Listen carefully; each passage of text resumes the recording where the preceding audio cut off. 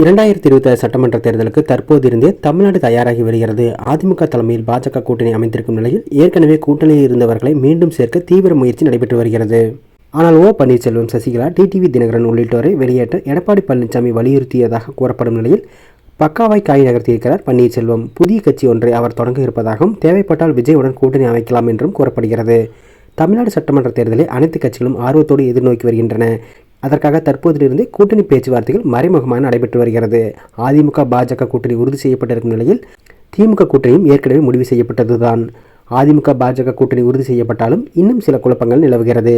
கூட்டணிக்கு அதிமுக தான் தலைமை தாங்கும். எடப்பாடி பழனிசாமி தான் முதலமைச்சர் வேட்பாளர் என வலியுறுத்தி வருகிறார். அதே நேரத்தில் டிடிவி தினகரன், சசிகலா, ஓ பன்னீர்செல்வம் ஆகியோரை எக்காரணம் கொண்டும் சேர்க்கக்கூடாது என இபிஎஸ் கட் அண்ட் ரைட்டாக பேசிவிட்டதாக கூறப்படுகிறது. இதனால் பாஜக என்ன செய்வது என்று தெரியாமல் குழப்பத்தில் இருக்கிறது. காரணம், இதுவரை எடப்பாடி பழனிசாமி, டிடிவி தினகரன், ஓ பன்னீர்செல்வம் உள்ளிட்டோரை கடுமையாக விமர்சித்திருக்கிறார்.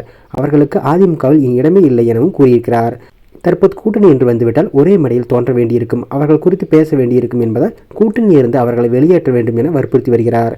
இந்த நிலையில் எப்படியும் எடப்பாடி பழனிசாமி தனக்கு எதிராக வேலை செய்வார் என முன்கூட்டியே உணர்ந்த ஓ பன்னீர்செல்வம் தற்போது அடுத்த கட்ட நகர்வுக்கு தயாராகி வருகிறார்.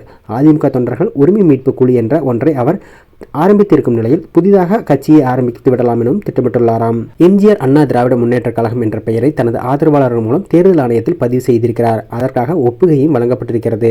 பாஜக கூட்டணியில் இருந்து வெளியேற வேண்டிய சூழல் வந்தால் கட்சியின் பெயரை அறிவித்துவிட்டு ஒரு மாநாடு நடத்திவிடலாம் என்றும் முடிவு செய்யப்பட்டுள்ளது. இவரது பின்னணியில் இருந்து செயல்பட்டவர் பன்ருட்டி ராமச்சந்திரன் என்கின்றனர் அவரது ஆதரவாளர்கள்.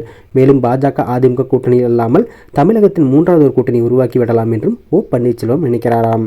அந்த வகையில் விஜய், நாம் தமிழர் சீமான் ஆகியோருடன் கூட்டணி அமைத்து தேர்தலை சந்திக்கலாம். விஜய்க்கு குறைந்தது 10% வாக்குகளாலும் கிடைக்குமாம்.